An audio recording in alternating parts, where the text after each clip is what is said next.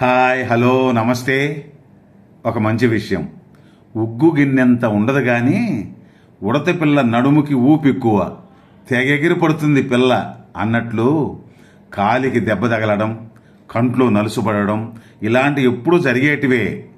వాటన్నిటినీ అపశకునాలు, ఆవకాయ పచ్చళ్ళంటూ దీర్ఘాలు తీయకూడదు. ఆవగింజంత విషయాన్ని ఆకాశమంత చేసి మాట్లాడకూడదు.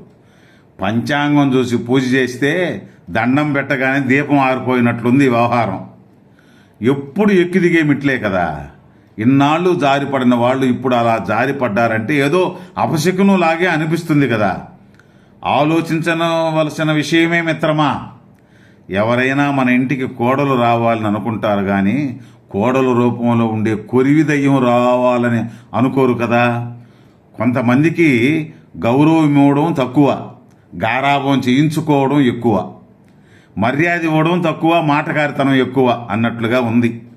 భార్యాభర్తలంటే పాలు నీళ్ళలాగా ఉండాలి కానీ పాలు పెట్రోలులాగా ఉండకూడదు.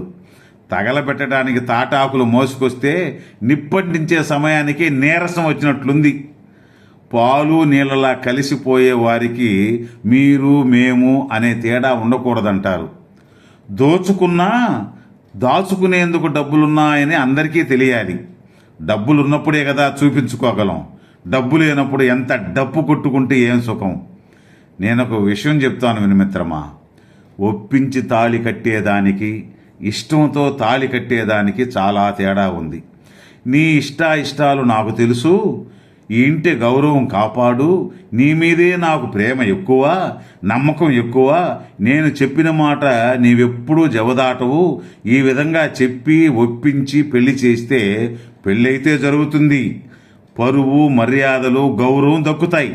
కానీ వాళ్ళ బంగారు భవిష్యత్తు నాశనానికి మనమే కారణమవుతాం. చిన్నప్పుడు అమ్మ మనం బొవ్వ తినేందుకు మారాం చేస్తే ఆకాశంలో చందమామను చూపిస్తూ గోరుముద్దలు తినిపిస్తుంది.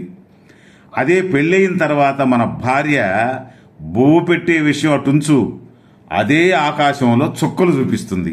ఇద్దరూ ఆకాశాన్నే చూపిన తల్లి కడుపు నింపేందుకు, భార్య తన ఇనప్పెట్టి నింపేందుకు చూపిస్తుంది. అదిరా తల్లికి పెళ్ళానికి ఉండే వ్యత్యాసం.